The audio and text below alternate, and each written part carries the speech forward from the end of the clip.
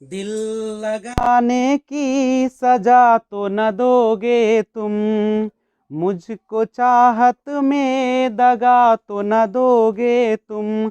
मैं तेरा हो चुका हूँ, तू मेरी हो चुकी है, तू मेरी नजरों में दीवानी हो चुकी है। कर ले मेरा यकीन, दीवाना मैं दीवाना, मैं तेरा हूँ दीवाना। Hello friends, this is Vijay Rajput and welcome to learner eyes by VRP. तो आइए हम लोग आज आपके लिए डिस्कशन के लिए लाए हैं part 27, use of preposition with the help of introductory there. तो हम लोग देयर का प्रयोग करना सीखेंगे, वो भी प्रीपोजिशन की मदद से। तो आइए सबसे पहले देखते हैं, आज मैं आपके लिए एक डिस्कशन कर रहा हूं जिसमें मे और पर दोनों के लिए हम लोग आज सीखेंगे कि कैसे एट का प्रयोग किया जाता है। तो सबसे पहले समझिएगा कि एट का प्रयोग जो होता है उस जगह के लिए किया जाता है जो फिक्स होते हैं, निश्चित होते हैं। जैसे अगर मैं आपको कहूं कि घर में बिल्ली है, तो घर आपका निश्चित है। तो कैसे बनाएंगे इसको? बनाएंगे आप इस तरीके से, देयर इज अ कैट, और मे के लिए इन का प्रयोग नहीं होगा क्योंकि घर निश्चित है। घर क्या है? निश्चित है। तो निश्चित के लिए हम किसका प्रयोग करते हैं? एट का। और यहां पे यूज करेंगे home, there is a cat at home. इसी तरीके से और देखिए, अगर आता यहां पे कि स्टेशन पर एक तोता है, तो कैसे बनाते? There is a parrot at station, या रेलवे स्टेशन, रेलवे स्टेशन, क्योंकि वो अभी निश्चित होता है। और समझिएगा, अगर आता स्कूल में 200 लड़कियां, 200 छात्र या छात्राएं हैं, या सबसे अच्छा रहता है विद्यार्थी, 200 विद्यार्थियां हैं, तो कैसे बनेगा? देयर आर 200 स्टूडेंट्स स्कूल में। इन नहीं होगा क्योंकि पूरा स्कूल तो निश्चित है, तो एट स्कूल हो जाएगा। इस तरीके से अगर रहेगा दरवाजे पर बंदर है, दरवाजे पर, या ऐसा कीजिए दरवाजे पर बच्चा है, तो कैसे बनेगा? There is a child, children माने बच्चे हो जाएगा। एक का प्रयोग हमने कर दिया, देयर इज अ चाइल्ड, कहां पे? ऑन नहीं होगा, ऊपर तो नहीं बैठेगा, दरवाजे निश्चित है, तो एट डोर हो जाएगा। नहीं, इसी तरीके से अगर आपको कहा जाए कि, ध्यान दीजिएगा, अगर आपसे पूछा जाए कि घर में एक नई घड़ी है, तो क्या बनेगा? There is a new watch at home, यही ना होगा आपका? There is a new watch at home होगा। तो इस तरीके से आप मे और पर का वाक्य को बना सकते हैं। नहीं, और बहुत सारे वाक्य होंगे, एक एक करके हम लोग देखते हैं इसको। पहले आइए तो कुछ प्रीपोजिशंस वर्ड देखते हैं। जैसे आपका 3 वर्ड है, बिसाइड, बिसाइड्स और एक्सेप्ट। ध्यान दीजिएगा, बिसाइड्स का अर्थ होता है के अलावे, एक्सेप्ट का भी अर्थ होता है के अलावे, और बिसाइड का अर्थ होता है बगल में। बिसाइड्स में क्या होता है? किसी भी चीज के अतिरिक्त भी बोल सकते हैं, और इसका भी अर्थ के अतिरिक्त ही होता है, लेकिन बिसाइड्स का मतलब होता है को लेकर, और एक्सेप्ट में होता है को छोड़कर। यानी इसमें जो होता है बिसाइड्स में, इसमें हम लोग इंक्लूड करते हैं और इसमें एक्सक्लूड करते हैं। एक्सक्लूसिव माने बाहर कर देते हैं इसको। गौर कीजिएगा, जैसे रहेगा कि आपके बगल में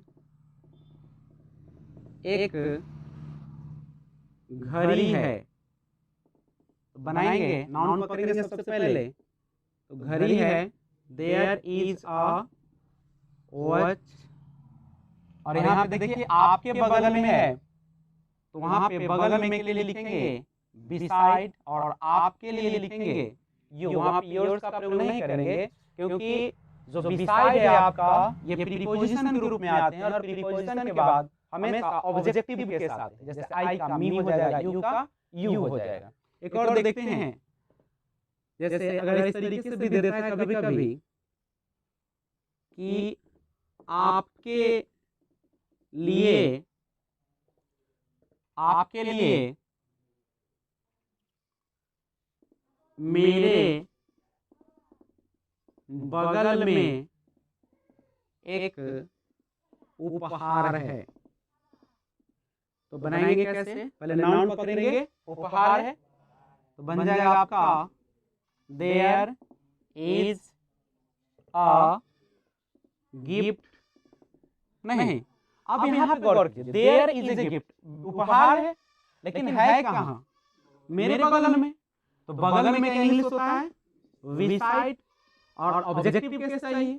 मैं का होता है आई के लिए क्या दीजिएगा ऑब्जेक्टिव केस? मी हो जाएगा, और किसके लिए? आपके लिए, तो फॉर यू। क्योंकि यहाँ पे आपके लिए प्रोनाउन के लिए वर्ब तो नहीं है, वर्ब रहता तो फिर टू दे देते, खाने के लिए तो ट्वीट कर देते। अब इसको देखिए, अब यह जो है बिसाइड्स और एक्सेप्ट, यह आपको सेंस पकड़ना होगा या तो, नहीं तो इंग्लिश वर्ड से हम लोग बना लेंगे, ये ना करेंगे। जैसे अगर इंग्लिश में दिया है इस तरीके से कि there is a pen besides a book, अब यहाँ से स्पष्ट हो जाएगा। नहीं तो अगर कहानियां चल रही होगी या पैसे चल रहा है, तो वहां सेंस से पकड़ लेंगे, दे रहा है कि वो छोड़ रहा है उसको। तो यहाँ पे बनाएगा there is a pen besides a book, मतलब क्या है?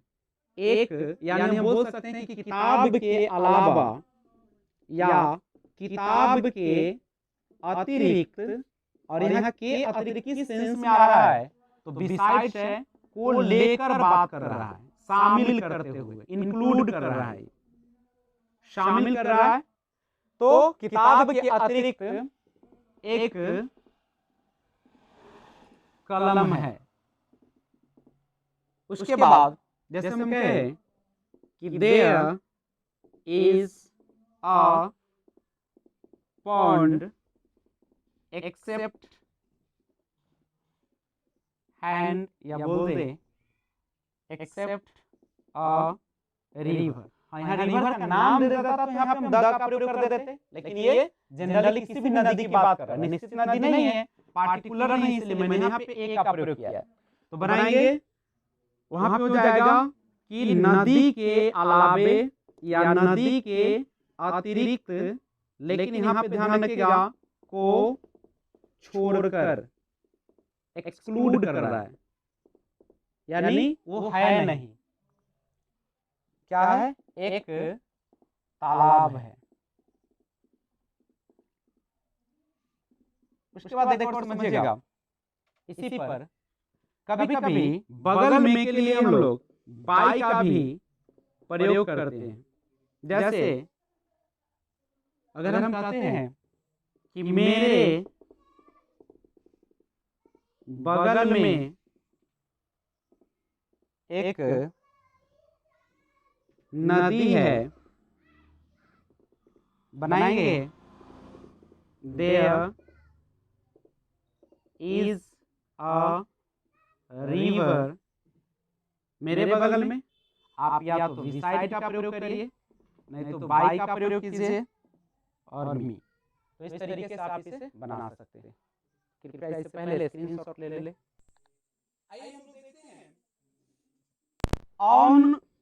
का यूज और एबव और ओवर का यूज।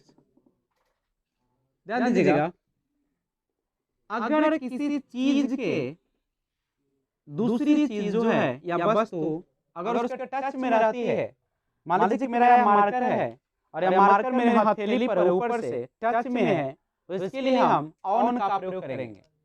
अगर आपको कहा जाए कि बेंच पर एक कॉपी है, तो कैसे बनाएंगे? देयर इज अ नोटबुक, और कहाँ पे? बेंच पर। तो बेंच है तो बेंच में सटा होगा, तो वहां पे ऑन द टेबल का प्रयोग करेंगे।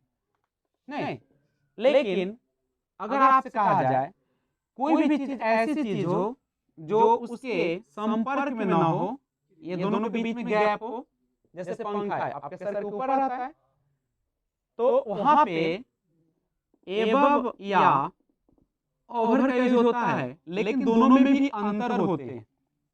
एबव का प्रयोग कहाँ पे होता है और ओवर का प्रयोग कहाँ होता है, इसके जानने के लिए इस चैनल को सब्सक्राइब जरूर कर लें। आगे वाले में समझाऊंगा। ऐसे आप सिंपल समझिए कि जब दो वस्तु आपस में संपर्क में नहीं हो और ऊपर हो, तो एबव या ओवर का प्रयोग कर सकते हैं आप, लेकिन कहाँ पे एग्जैक्ट करेंगे जानने के लिए नेक्स्ट वीडियो में आएंगे।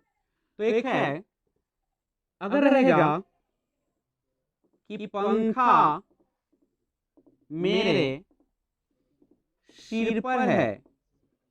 अब यहाँ गौर कीजिए, जब पंखा आपके सिर पर है तो ऐसा तो नहीं कि पंखा जब चलेगा तो आपके माथा पर रहेगा और चलतेगा माथा नचेगा। तो इसीलिए ये संपर्क में नहीं होता है, कांटेक्ट में। जनरली हम वही सेंस लेंगे, ऐसा मत कहिए कि सर बाजार से खरीद के माथा पर ढो के ला रहे थे, ये सेंस नहीं होगा।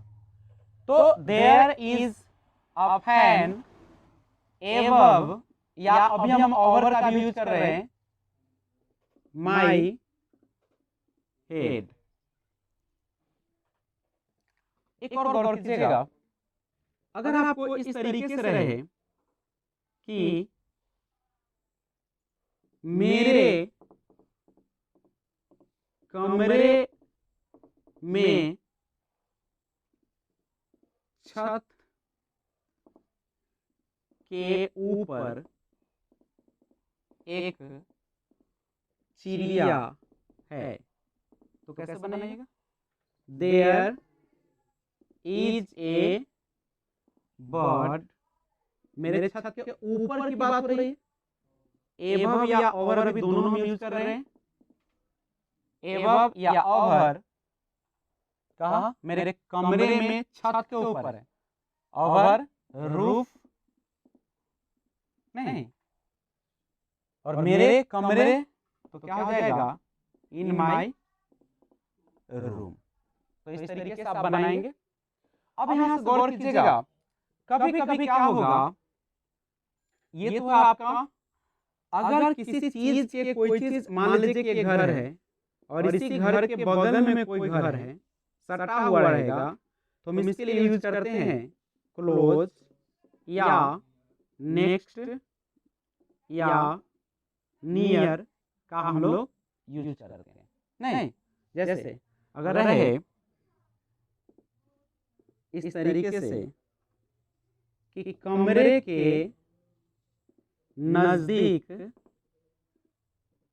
कमरे के नजदीक दूसरा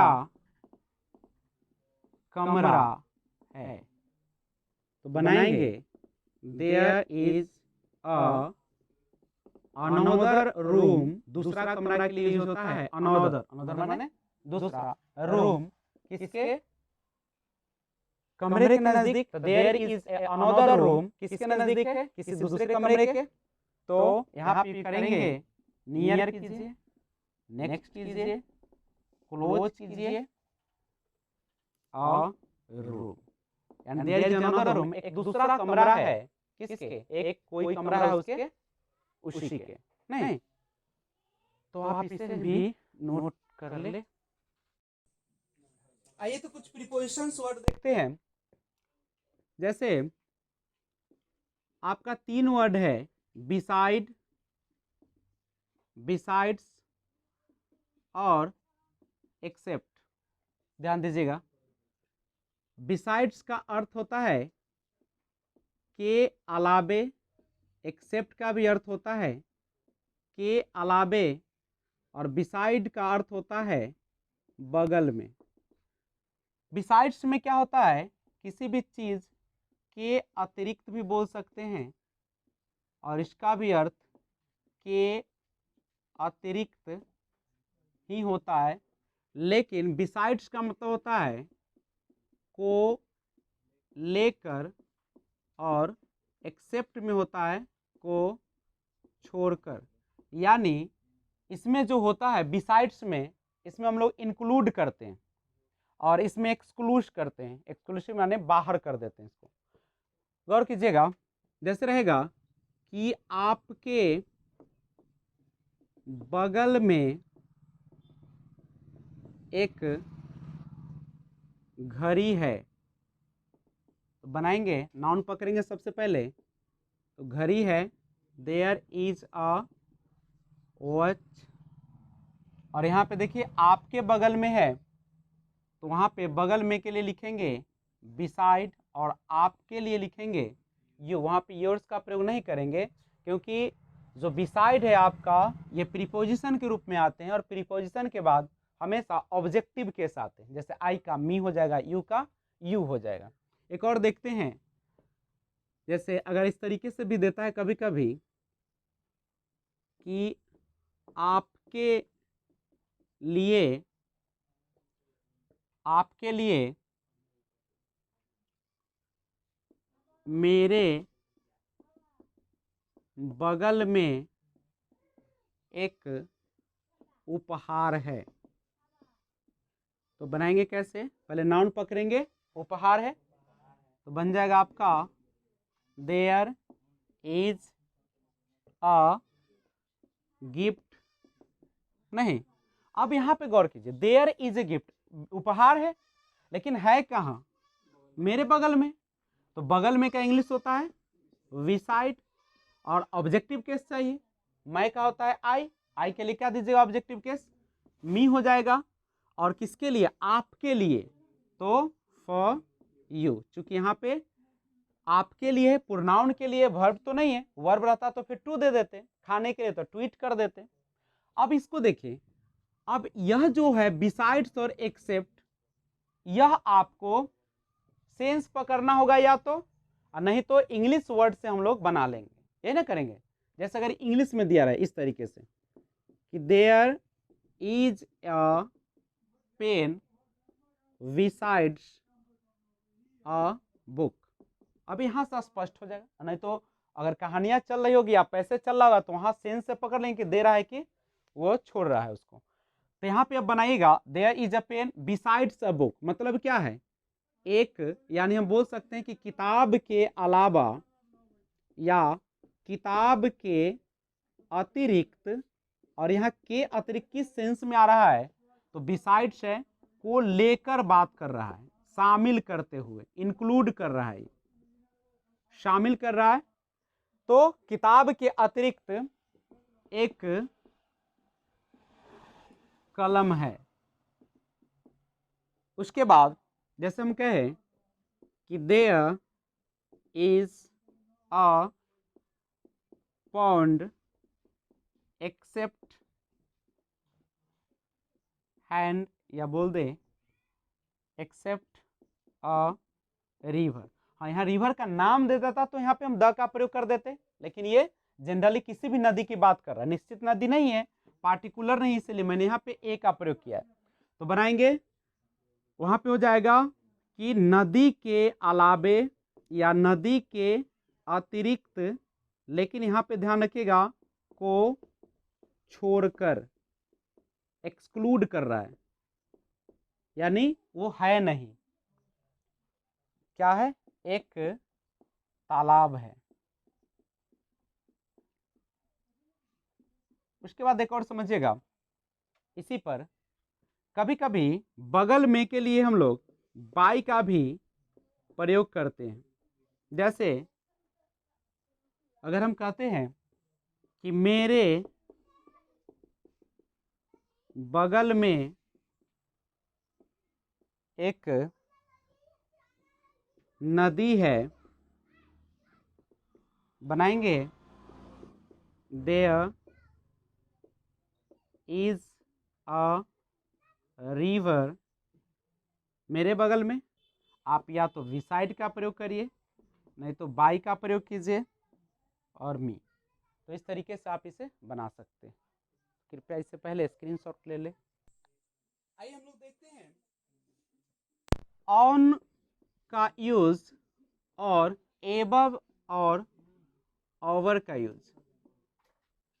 ध्यान दीजिएगा, अगर किसी चीज के दूसरी चीज जो है या वस्तु अगर उसके टच में रहती है, मान लीजिए कि मेरा यह मार्कर है और यह मार्कर मेरे हथेली पर है, ऊपर से टच में है, तो इसके लिए हम ऑन का प्रयोग करेंगे। अगर आपको कहा जाए कि बेंच पर एक कॉपी है, तो कैसे बनाएंगे? देयर इज अ नोटबुक, और कहाँ पे है? बेंच पर। तो बेंच है तो बेंच में वो सटा होगा, तो वहां पे ऑन दी टेबल का प्रयोग करेंगे। नहीं, लेकिन अगर आपसे कहा जाए कोई भी चीज ऐसी चीज हो जो उसके संपर्क में ना हो, ये दोनों के बीच में गैप हो, जैसे पंखा है आपके सर के ऊपर रहता है, तो वहां पे एबव या ओवर का यूज होता है, लेकिन दोनों में भी अंतर होते हैं। एबव का प्रयोग कहाँ पे होता है और ओवर का प्रयोग कहाँ होता है, इसके जानने के लिए इस चैनल को सब्सक्राइब जरूर कर लें। आगे वाले में मैं समझाऊंगा। ऐसे आप सिंपल समझिए कि जब दो वस्तु आपस में संपर्क में नहीं हो और ऊपर हो, तो एबव या ओवर का प्रयोग कर सकते हैं आप, लेकिन कहां पे एग्जैक्ट करेंगे जानने के लिए नेक्स्ट वीडियो में आएंगे। तो एक है, अगर रहेगा कि पंखा मेरे सिर पर है। अब यहां गौर कीजिए, जब पंखा आपके सिर पर है तो ऐसा तो नहीं कि पंखा जब चलेगा तो आपके माथा पर रहेगा और चलतेगा माथा नचेगा। तो इसीलिए ये संपर्क में नहीं होता है, कांटेक्ट में। जनरली हम वही सेंस लेंगे। ऐसा मत कहिए कि सर बाजार से खरीद के हम माथा पर ढो के ला रहे थे, ये सेंस नहीं होगा। तो there is a fan above, या अभी हम ओवर का भी यूज कर रहे हैं, माई हेड। एक और गौर कीजिएगा, अगर आपको इस तरीके से रहे कि मेरे कमरे में छत के ऊपर एक चिड़िया है, तो कैसे बनाइएगा? देयर इज ए बर्ड, मेरे छत के ऊपर की बात हो रही है। एबव या ओवर अभी दोनों हम यूज कर रहे हैं। एबव या ओवर कहा? मेरे कमरे में छत के ऊपर है। ओवर रूफ नहीं, और मेरे कमरे तो क्या हो जाएगा? इन माई रूम। तो इस तरीके से आप बनाएंगे। अब यहां से गौर कीजिएगा, कभी कभी क्या होगा, ये तो है आपका, अगर किसी चीज के कोई चीज, मान लीजिए कि ये घर है और इसी घर के बगल में कोई घर है, सटा हुआ रहेगा, तो हम इसके लिए यूज करते हैं क्लोज या नेक्स्ट या नियर का हम लोग यूज करते हैं। नहीं, जैसे अगर रहे इस तरीके से कि कमरे के नजदीक, कमरे के नजदीक दूसरा कमरा है। तो बनाएंगे there is a another room. दूसरा कमरा के लिए यूज होता है अनोदर, अनोदर माने दूसरा, रूम किसके, कमरे के नजदीक। तो there is a another room किसके नजदीक है, किसी दूसरे कमरे के। तो यहाँ पे करेंगे नियर कीजिए, नेक्स्ट कीजिए, क्लोज कीजिए, अ रूम, यानी देयर इज अनोदर रूम, एक दूसरा कमरा है किसके, एक कोई कमरा है उसके, उसी के, नहीं। तो आप इसे भी नोट कर ले।